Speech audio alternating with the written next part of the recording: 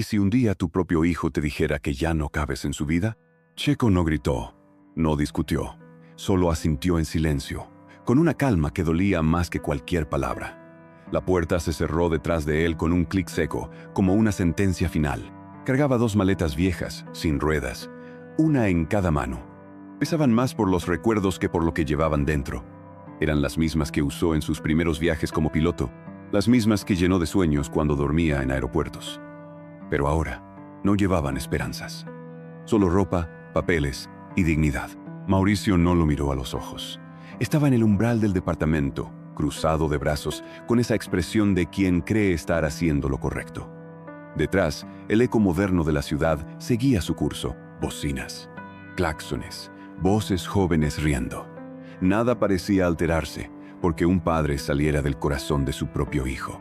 Nada, salvo el alma de Checo, que caminaba en silencio por las escaleras, negándose a tomar el elevador. «Papá, ya lo hablamos. Esto no es personal. Solo necesito mi espacio», había dicho Mauricio con voz de hielo la noche anterior. Checo no respondió. ¿Qué se responde a eso? Él, que había sacrificado todo por estar presente, ahora era un estorbo. Él, que no faltó ni a una carrera de su hijo en secundaria, que lo llevaba al cartódromo cada fin de semana aunque ya no tuviera contrato. Él, que guardaba bajo llave una carta de su madre, fallecida 3 años antes, esperando el momento de entregársela. No era la primera vez que la vida lo sacaba de un lugar, pero esta vez dolía distinto. Al llegar a la calle, Checo respiró profundo. La ciudad le rugía en los oídos, pero él solo escuchaba los latidos de su corazón. No tenía a dónde ir, pero tenía en qué pensar. En sus días de gloria. En las pistas donde el rugido del motor era su única compañía. En los podios que compartió con millones, pero no con su hijo. Porque Mauricio nunca entendió lo que su padre fue. Solo conocía al hombre que cocinaba los domingos y lavaba su ropa. Un auto pasó y le salpicó los pantalones. No se quejó, solo caminó. Había algo sagrado en no caer. A 3 cuadras, encontró una banca en un parque. Se sentó, abrió una de las maletas, sacó una botella de agua, un cuaderno viejo y una pluma. Escribió una frase que repetía desde joven cada vez que la vida lo empujaba al borde. Cuando ya no puedas más, sigue. Porque ahí empieza la historia que vale la pena contar. Checo no era un santo. Había cometido errores, pero había amado con todo. A su esposa, a su hijo, a su carrera. Y aún así, ahí estaba. Solo, con 2 maletas y una fe inquebrantable en el amor verdadero. El que no se grita, el que no se publica, el que simplemente se da. Lo que Mauricio no sabía, lo que nadie sabía, es que Checo llevaba años construyendo algo mucho más grande que una carrera. Y esa historia apenas comenzaba. El parque estaba casi vacío. Solo un anciano alimentando palomas y una niña con uniforme escolar cruzando en bicicleta. Checo bajó la mirada hacia el cuaderno.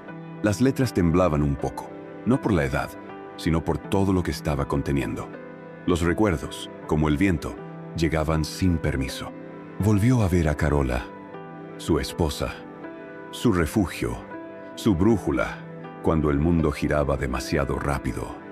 La recordó sonriendo desde las gradas en Mónaco, con una bandera de México pintada en la mejilla.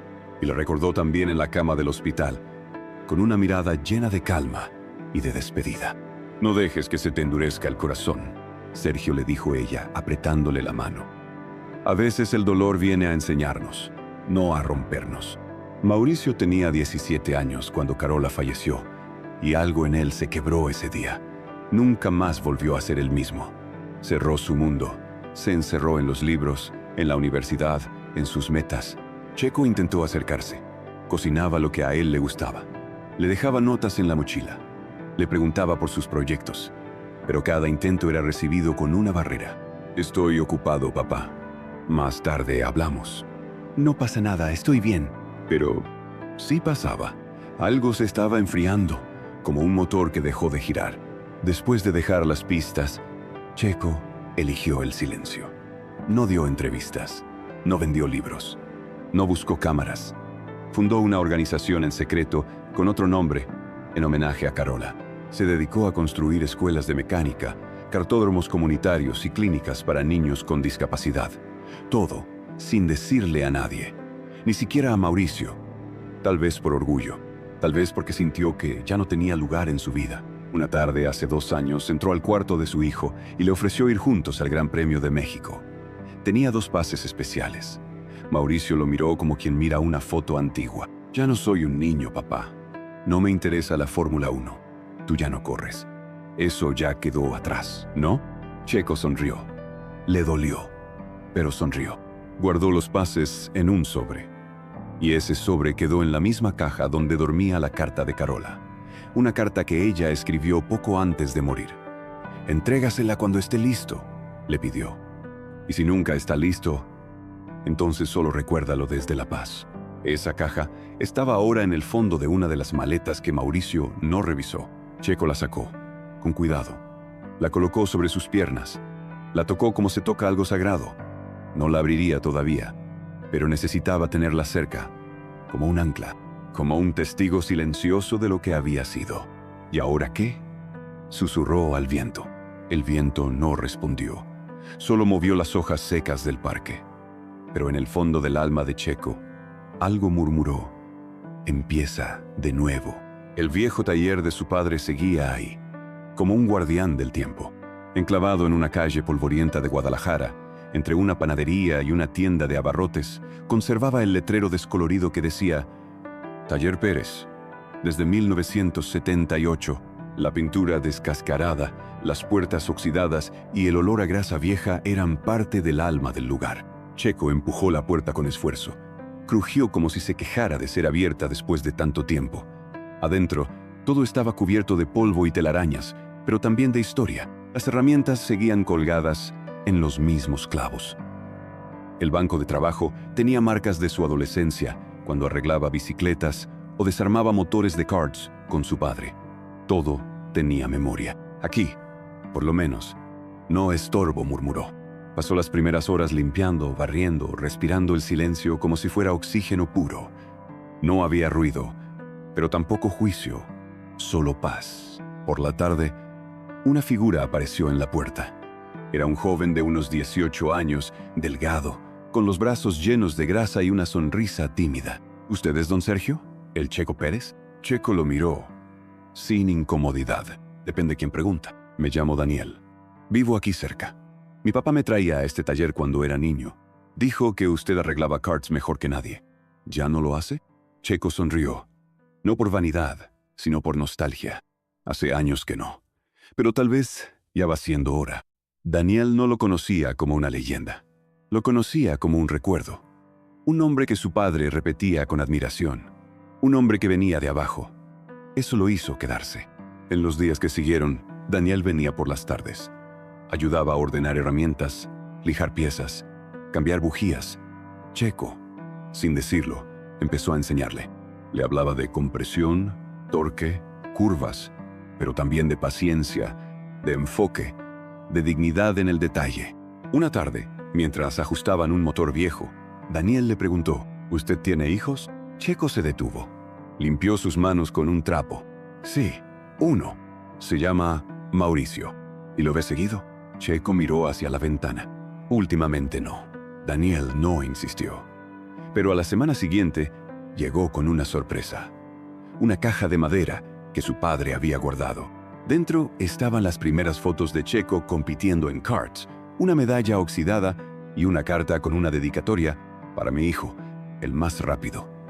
Pero sobre todo, el más noble, Antonio Pérez. Checo apretó los labios. No por tristeza, por gratitud. Su padre también había sido un hombre de silencios. Esa noche, encendió la lámpara del taller. Escribió una carta. No la firmó, solo la selló y la guardó en la misma caja donde estaba la de Carola. Daniel no preguntó, solo observó con respeto.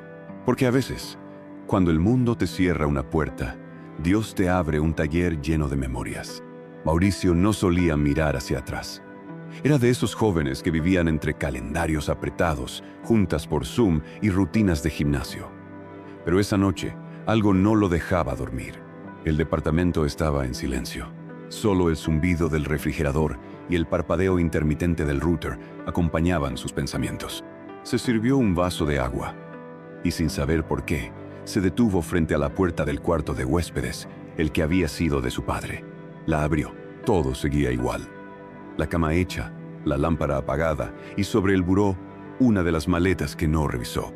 La curiosidad venció su orgullo. La abrió con cuidado, esperando encontrar ropa, tal vez una bufanda vieja.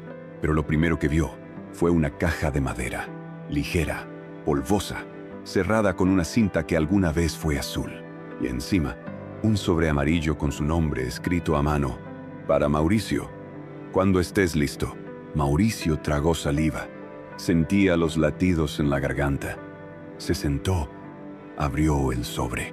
La carta estaba escrita con la letra de su madre. Mi amor, si estás leyendo esto, es porque tu padre decidió guardar silencio, como siempre hace, porque él ama así, sin imponer, sin forzar. Solo espera que algún día entiendas. Mauricio apretó el papel. La voz de su madre parecía salir de cada línea.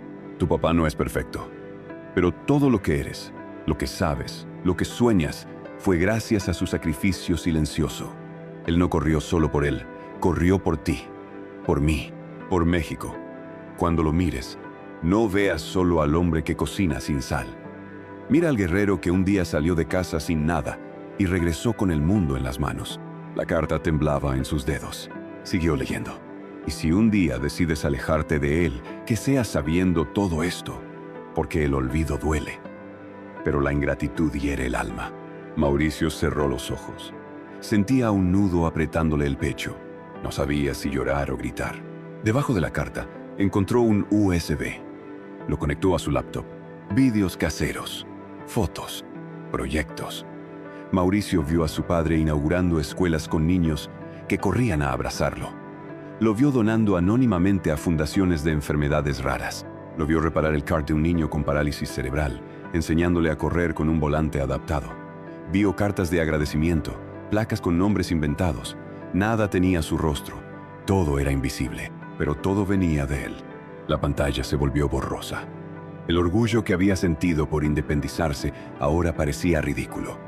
Nunca estuvo solo. Siempre fue sostenido por manos que no pedían nada. Se levantó. Miró el reloj. Las 3:42 de la madrugada. Marcó su celular. Nadie respondió. Marcó otra vez. Y otra, silencio. Checo no estaba. Mauricio se vistió. Salió a la calle. Tomó un taxi al aeropuerto. En el camino, buscó el número de Daniel, un contacto viejo de su papá en Guadalajara. Lo encontró en un correo electrónico olvidado. Lo llamó. ¿Dónde está mi papá? Del otro lado de la línea. Una voz joven y serena respondió. No lo sé. Hace 3 días que se fue. Dijo que iba a buscar paz. Mauricio colgó. El taxi seguía avanzando, pero él había quedado varado en su propia culpa. El sol comenzaba a salir, dorando los tejados de una pequeña iglesia en la sierra de Jalisco. El aire olía a tierra húmeda y a pan recién hecho. Afuera, junto al campanario, un hombre de gorra azul y chaqueta de mezclilla contemplaba el paisaje con los ojos cerrados. Respiraba hondo, como quien lleva tiempo sin llenar los pulmones. Era Checo. Llevaba días viajando solo, sin avisar, sin destino claro, solo siguiendo una brújula interior que lo empujaba hacia el silencio, hacia lo simple, hacia Dios. Entró a la iglesia, se arrodilló en la última banca. No pidió nada, solo agradeció. Por lo que tuvo, por lo que perdió, por lo que entendió tarde. Gracias por dejarme amar, susurró. En el altar no había flores lujosas ni vitrales de colores, solo una cruz de madera y una vela encendida. Y sin embargo, todo brillaba. Dejó sobre el banco una última carta. No tenía destinatario. Solo decía, para el que se atreva a ver más allá del ruido. Dentro había su testamento, pero no de bienes, de obras, de nombres de niños becados, de hospitales apoyados, de carreras que ya no eran suyas, pero que él había arrancado en otros. Al salir, saludó al sacerdote con una sonrisa suave. ¿Busca algo, hijo? Checo negó con la cabeza. No, solo vine a dejar lo que ya no me pertenece. El padre lo miró sin entender, pero lo bendijo de todos modos. A cientos de kilómetros, en un departamento moderno de Monterrey, Mauricio volvía a casa. Traía el rostro demacrado y el alma en ruinas. Sobre la mesa, esparció todos los papeles, videos y cartas que encontró.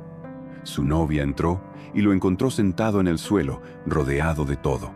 «¿Qué es esto?», preguntó. Mauricio alzó los ojos, con lágrimas contenidas. «Mi papá no era lo que pensé». Ella se sentó a su lado. Lo abrazó, pero él no se dejó consolar. «No supe verlo. Lo tuve al frente y no lo vi». En la pantalla, pausado, quedaba el video de Checo abrazando a un niño ciego que tocaba un kart, como si leyera un libro en braille. Mauricio volvió a marcar el número de Daniel. Esta vez, sí respondió. «¿Sabes dónde está?». «No, pero si lo encuentras, no le pidas perdón.